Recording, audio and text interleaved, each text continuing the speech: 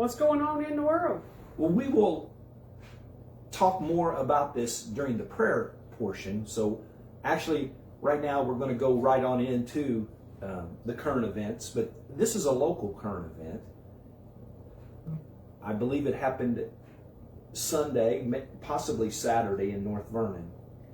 And one of the reasons I want to put this right here is because there's two other incidences in the country where very similar things have happened. There was a family whose house caught fire in North Vernon, and they were able to rescue everyone but the mother, and they were unable to save her. So we're going to pray for the family of the lady who passed away. At the last I knew, they hadn't released the information, basically any information on what we're talking about right now. And Joe or Patty, if that's different and you want Amy to put that in, go ahead and share it. But we also want to lift up when we get to the prayer portion, but the story goes with these other two stories about the police officer who did his very best to be able to rescue the lady. Right. And just couldn't get it done. The officer got her to the window, and Joe said they still haven't released names or anything, so understandable. That's a very sensitive subject, and boy, oh boy, how sad. But the officer got her up to the window of the trailer, and then evidently she got overtaken by smoke or something, and he lost contact with her, and they weren't able to get her out. And that officer had only been on the department just a few years. He was just what I would call still a rookie. And for that to happen, that's devastating to anyone in a career, to lose someone like that in such a devastating manner, much less someone young in their profession, and have to deal with that. That's just heartbreaking and devastating, and something that he will live with forever. Yeah, he won't get over that. And he was so distraught that they called family to come to the scene and be with him, because, I mean, that's a devastating thing to have happen. You know, to be able to have fought and got the other people out, and I think that they were children, and then not being able to successfully rescue the mother. Man, that's got to be devastating. This happened as well on Sunday, a deadly fire in the Bronx in New York City. The article I'm looking at said 17 people were killed. It was actually moved up to 19, and 9 of the 19 were children. Wow. And there were over 200 firefighters there battling the fire. There was tons and tons of rescues that took place. Many occupants ended up being rescued through their windows. They actually kept the fire to the second and the third level, and I think, let's see if it says up here,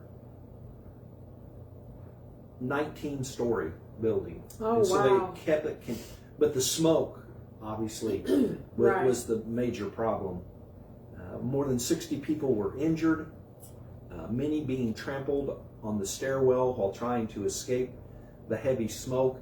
And that's what got a lot of them when they went out to escape.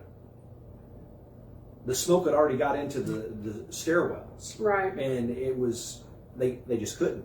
So that's why window rescues become necessary.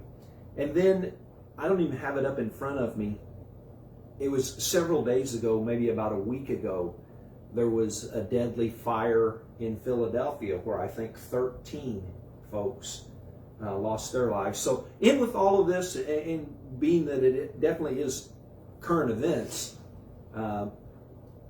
there's lots of families without a loved one. There's lots of physical damage.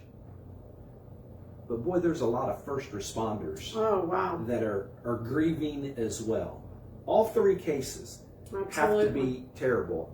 You know, the local one, you know a little more about maybe, and when things come out, you may know people involved or not know people involved, but the same with the other two in New York City, in the Bronx, and in Philadelphia.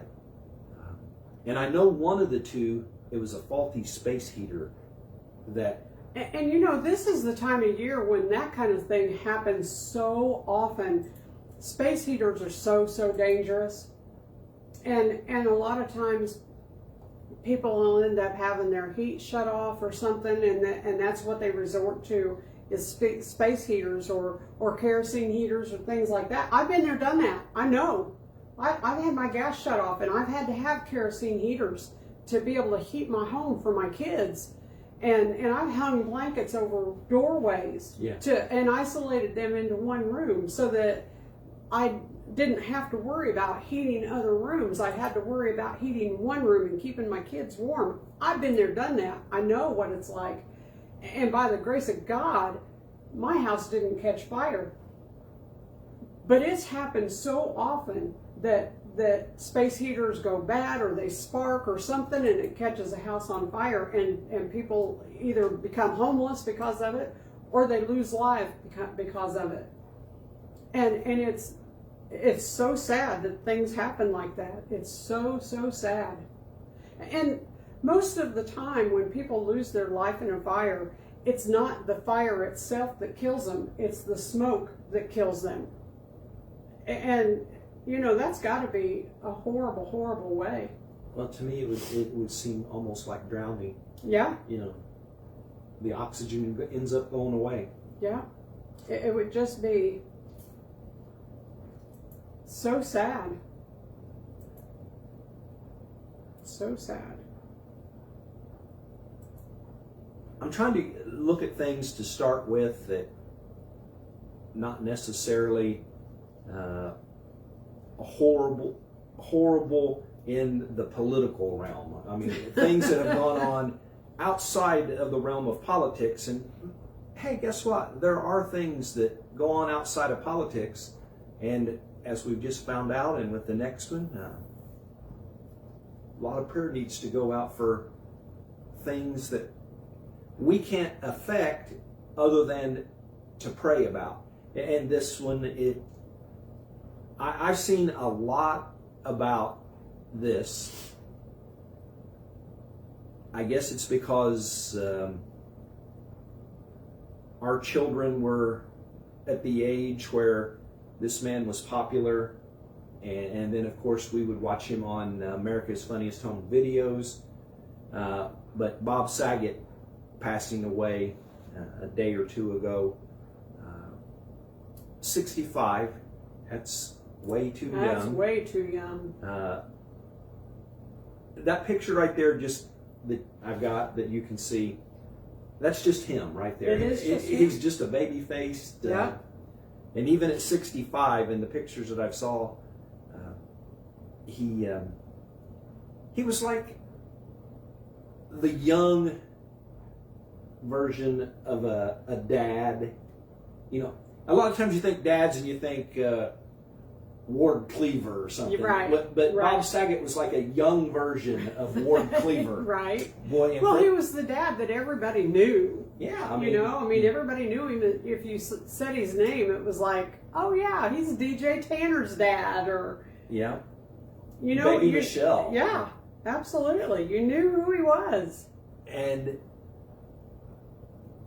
that series was on for such a long time, and it was actually even came back a couple of years ago. Wow. Called Fuller House, and We just got really, really.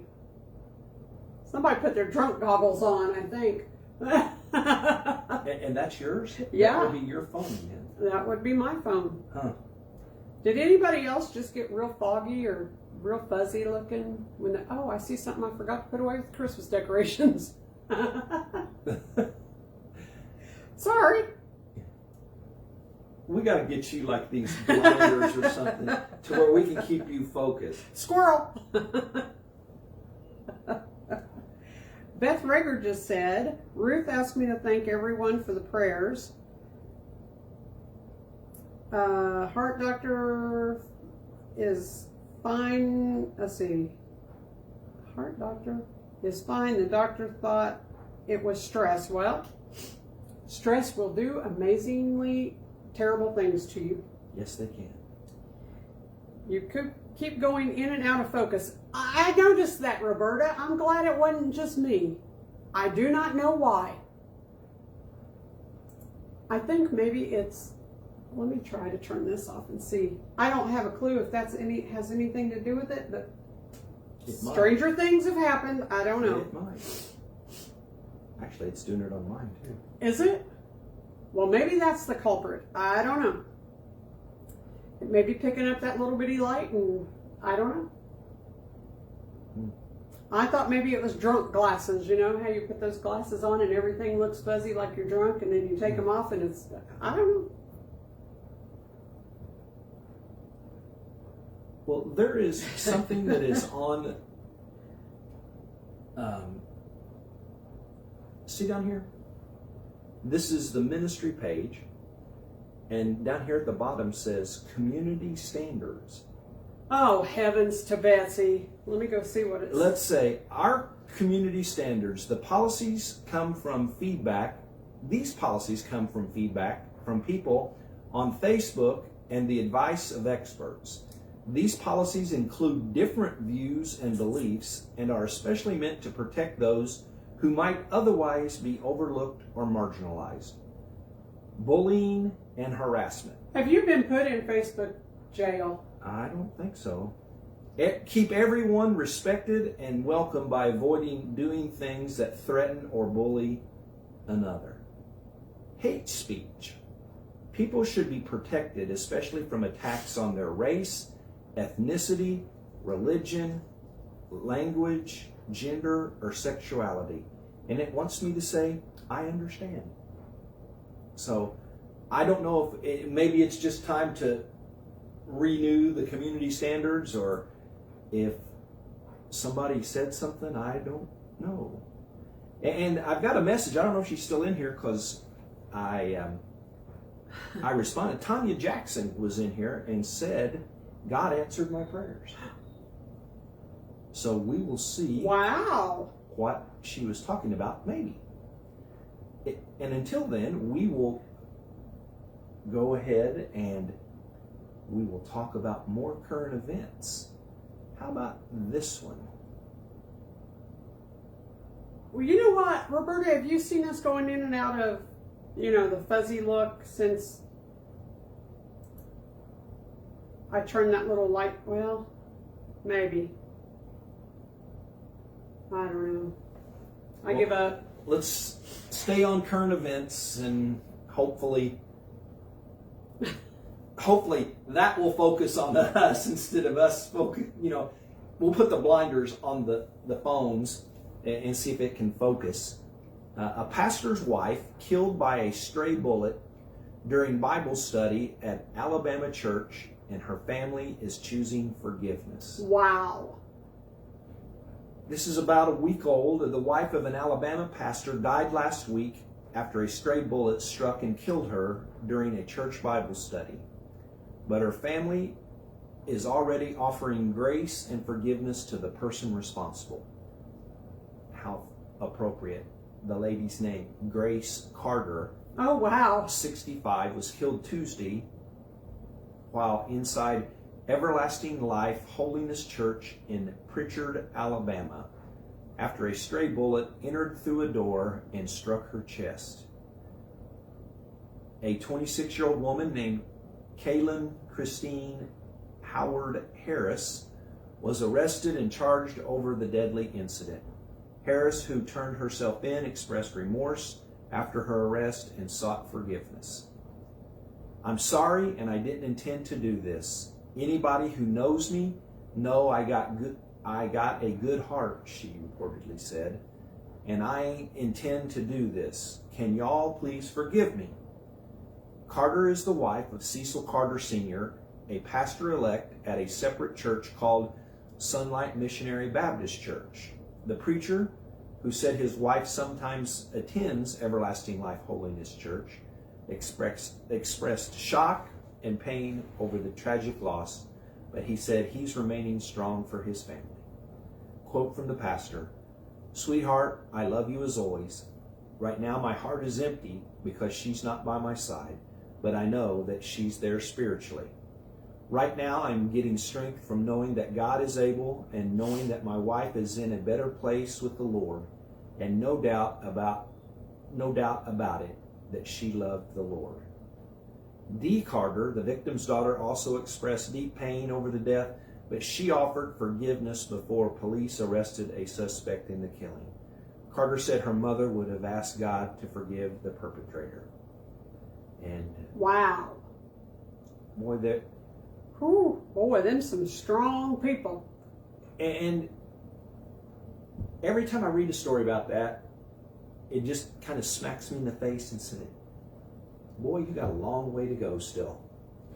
You know, Yeah. we've never arrived. No matter how good we are, no matter how close we are to the Lord, no matter if our walk is drawing us closer every single day, and it should be, don't ever think you've arrived. Don't ever think you've got it right where you need it. Satan wants you to think that, because Satan will cut you off at the knees in those kind of cases. Absolutely. Yeah. But what a strong walk those people have. Yes. To be able to forgive that lady. My goodness. I mean, and right away, they were able to forgive her. The daughter was able to forgive before they ever made an arrest. Yeah. My goodness. That's a strong lady right there.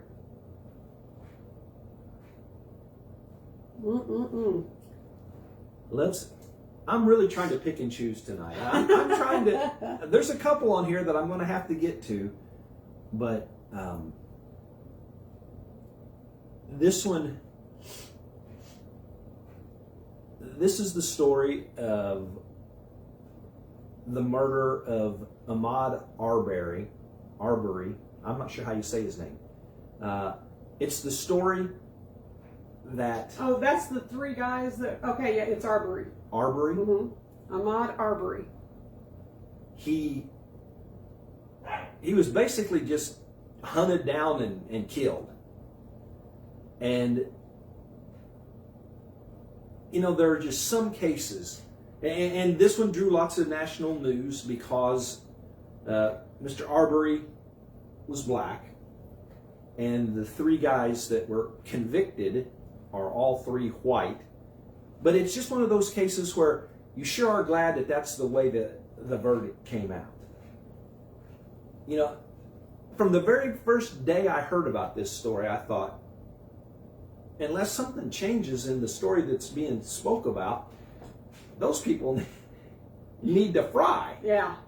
And I don't know if the sentencing's taken place. Oh, they were sentenced Friday after being convicted. Oh, they all got, the father and the son got life without parole, and the third guy got life with the possibility of parole. So they're not going to fry, but at least two of the three is never going to see the light. Send them to Texas. They'll fry them like chickens. Yeah. And, you know, I wish that we could just say that that was a good verdict without having to put race in there. You know, Right. 3 men chased down a 4th man, caught him and killed him, and got convicted. But even the headline, Ahmad Aarberry case, Georgia men sentenced in 2020 murder of unarmed black men. I just wish that we could just say, right. There shouldn't have to be a race involved. no, there was a death involved. Absolutely. There was Period. a death involved. And that's... We all bleed red. Absolutely do. We all bleed the same color. Well, I've stayed away from this one. We talked about it actually a little bit Sunday, maybe Sunday in Bible study at Come As You Are. I know you mentioned it because we had talked about it on Saturday, the two of us. Oh, right. Nearly twice as many military members, that was active duty military members, died from suicide between July and September than from coronavirus since the start of the pandemic. So we're talking about a 3-month period versus right at a 2-year period. And the 3-month period was over double. And Guess who's going to have to go outside probably because she won't shut up. Well, we talked about this, so you can talk about how that works. Well, Or doesn't work, or to me, it's just a sad situation that a 3-month time period, that many veterans have lost their. Sorry, we've been intruded by horses and ponies. But that many veterans have lost their lives in a 3-month time period, twice as many than have lost their lives in the whole COVID pandemic in 2 years. Sunroom, door 2. And I'm not downplaying the COVID pandemic at all because we know it's real. We know that it's deadly. We've lost family members. We've almost lost people that are so close to us that it would be heartbreaking if we'd have lost those family members. So we know that COVID is real. We know that it's deadly. But suicide is deadly. There's no do-overs once you've committed suicide. And 2 times the amount of people died in 3 months than have died in 2 years. And suicide in veterans and active duty. and active duty members. Why does this light keep coming back on? I've turned it off twice.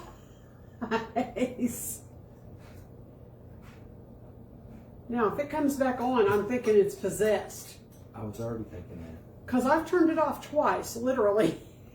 And so you might ask why we even bring this up. What's the importance?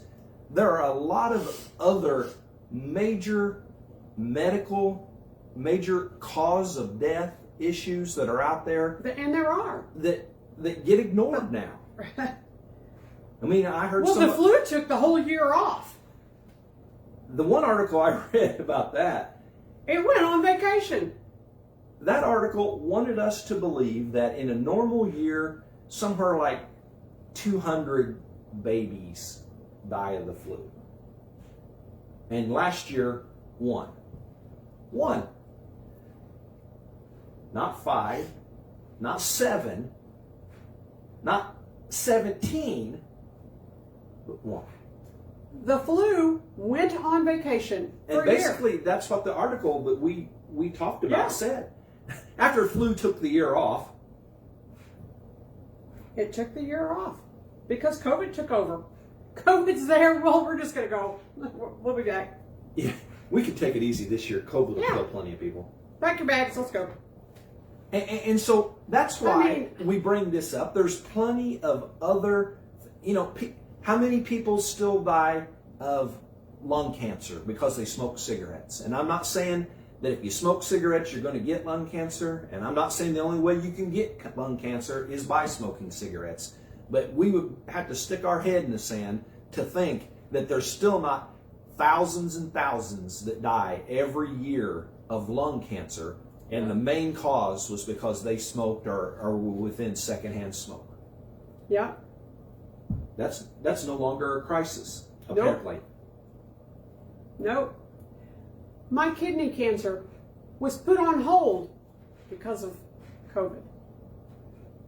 That wasn't a crisis. Was to me. It was a crisis to me. It was not life or death. But do you want to walk around being the host to cancer? I didn't. No, you sure didn't. It was not what I wanted to do. But I understand that their hospitals were full with COVID patients. I get that. But it wasn't a crisis to anybody else, but it was to me. But you know what? Suicide is a crisis. Absolutely. And when there's 2 times the amount of people in 3 months die than there are in a 2-year period, that's a crisis. And that crisis was being swept away.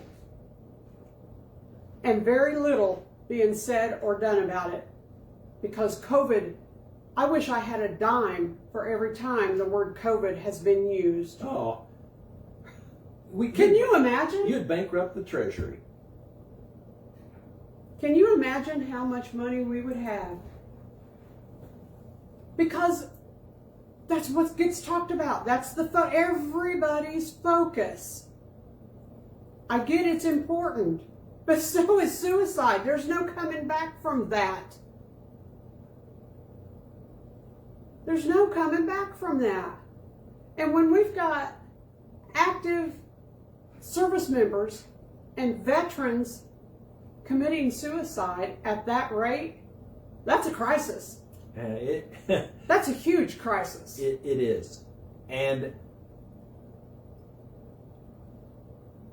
you obviously can't cure suicide. Nope. But boy, that's one thing that you can put money towards, that you can actually see when their benefits are reaped. Absolutely. When those numbers can get dropped and you see that there's been a decrease in that, that's effective. Yeah. That's effective. COVID's going to be around. That's our new normal. Jesus is coming back before our normal is coming back. Guaranteed. Normal is gone. We are not ever going to be normal again. Jesus will return first. But when you can decrease those numbers of veteran and active military suicides, that's going to be an effective measure. Our CDC needs to put in a few dollars of their trillions that they're spending on money that they're looking for. Instead of a cure, stop looking for a cure, because you're not going to find a cure for COVID. Try treatment.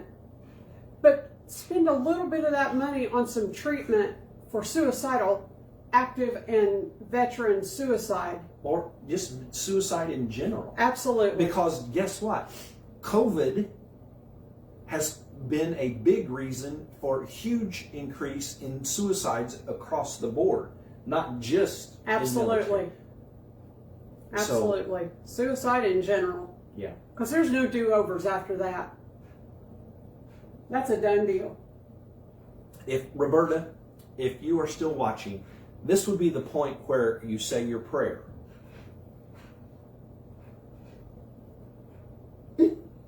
Oh. This would be the point. Now, I don't know if people realize this. There's a couple of things about this that you may or may not realize. Of all government employees employed by the United States government, Dr. Fauci is the highest paid of all. Of course, he's been a government employee for 152 years. Well, 152 years BC. Absolutely. So I say that humorously, but he is the highest paid. But he actually has a title that is more than just advisor to the president on COVID. He leads a government agency, an entire government agency. The government agency led by White House Chief Medical Advisor, Dr. Anthony Fauci. And I'm going to skip the end of that sentence. I'm going to tell you more about Dr. Fauci. He is the director of the National Institute of Allergy and Infectious Diseases. You know, that's the organization that sent lots of money to China at the Wuhan. The Wuhan clinic? Yes. Where, something with COVID happened there. you know, it escaped. Supposedly somebody ate a bat. Well, are you like buttoned down to the hatch here? Go ahead. In December of 2021, his agency, the NIAID, approved a $205,562 grant. Okay, now when it comes to government agencies, that's like toll at a toll booth. Yeah, I mean, pocket change. It's a drop in the hat. But when I tell you what it was spent for, and if it was even $20, are you ready? I don't think I'm ever ready. The grant is for this fiscal year to Scripps Research for a study to determine why transgender women have high rates of HIV. And they are doing that by testing monkeys. Fauci has paid scientists $205,562 to give monkeys transgender hormones. I told you, Bert. I told you. Oh, my gosh. You know, we make jokes about you can't make this stuff up. That would have been impossible. I am just literally want to puke right now. You know, I'm sorry that transgender women get AIDS more than Transgender women. Does that mean they're men? I don't know. And now they're a woman? Or No, they're men considered. acting like a woman, or they, I don't.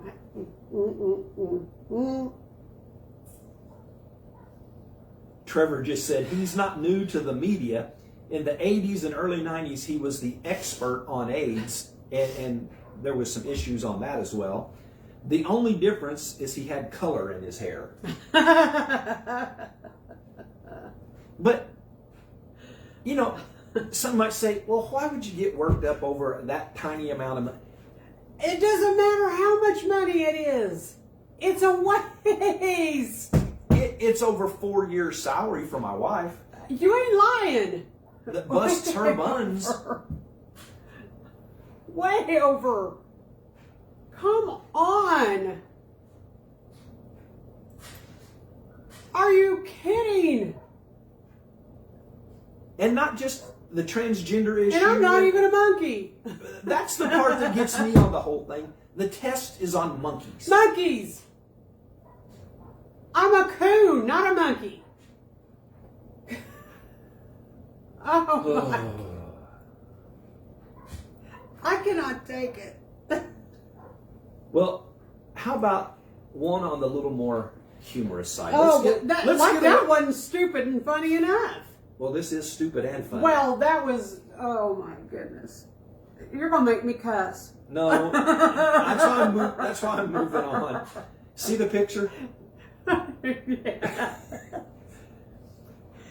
A Texas man was arrested last week for driving while intoxicated and with a lit barbecue pit in the back of his pickup truck. What happened when deputies with the Harris County Sheriff's Office responded to reports of a moving truck on fire last Wednesday? They might have assumed the incident was due to some sort of automotive malfunction. But upon arriving at the scene, it became clear the issue didn't have to do with the vehicle, but its driver. Deputies discovered a middle-aged man transporting a lit barbecue pit that he had created a large fire in his trunk bed, according to authorities. It wasn't a traveling meth lab. It was a traveling barbecue. And I started to say, you think this is just like a picture that's just thrown with it? No. No. The source is the Harris County Sheriff's Office. That is his mugshot.